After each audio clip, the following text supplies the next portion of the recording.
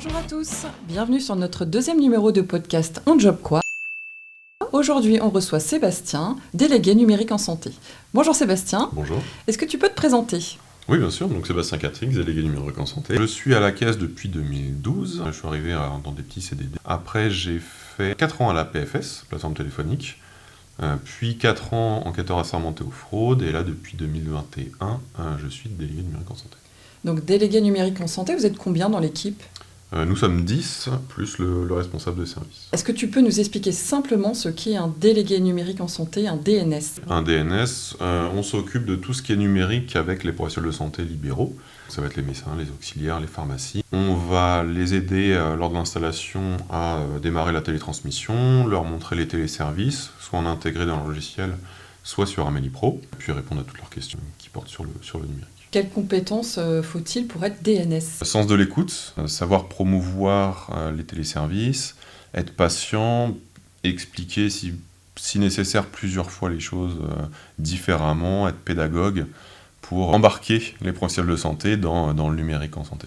Le métier de DNS, il évolue, et comment il évolue ? Il évolue surtout par rapport aux cibles et les professionnels de santé que nous allons voir. Jusqu'à présent, on allait voir les professionnels de santé libéraux, donc en cabinet, et depuis peu, donc là on va entamer les professionnels de santé en centre, que ce soit centres de santé, hôpitaux, établissements de soins, toutes les grosses structures qui vont engager leur transition dans le Ségur du numérique au niveau de leur logiciel.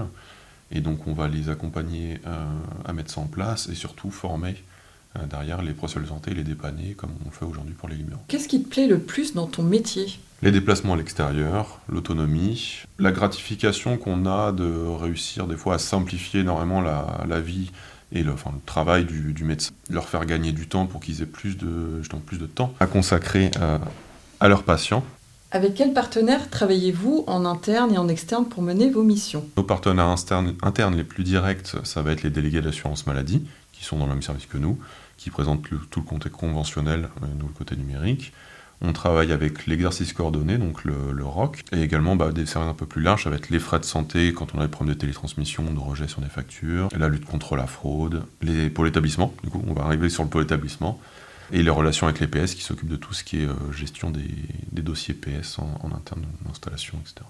Et en externe ? Et en externe, ça va être tout ce qui est lié à l'informatique, ça va être le GIE Exam Vital qui gère tout ce qui est côté accréditation des logiciels, le CNDA, la CNAM principalement, surtout parce que c'est de leur côté qu'ils nous transmettent les campagnes nationales. Et est-ce que tu as une petite anecdote à nous raconter sur ton métier ? Les anecdotes de DNS, ça va être les rendez-vous qu'on fait, donc ça va être les PS qui nous tiennent la jambe pendant une heure à parler de leur quotidien, alors qu'on venait juste pour un petit dépannage de 10 minutes ou le promouvoir un téléservice assez rapide. Ils sont contents. Tout à fait, ils sont en général satisfaits de nous voir, surtout qu'une fois sur deux, on vient quand même les dépanner, donc on les aide concrètement. Donc oui, on a plutôt un très bon accueil côté PS. Alors pour conclure, est-ce que tu as un message à transmettre à nos auditeurs ? Oui, le numérique c'est bien. Pensez à télécharger votre application Carte Vitale. Et si ce n'est pas déjà fait, activez mon espace santé pour avoir accès à votre DMP. Merci beaucoup Sébastien de nous avoir accordé un peu de temps pour nous parler de ton métier de DNS. Merci aux auditeurs de nous suivre sur ce nouveau format de podcast. On espère que ça vous plaît. Est-ce que tu as un petit... Merci de m'avoir reçu et puis bonne fin de journée. Merci. À bientôt.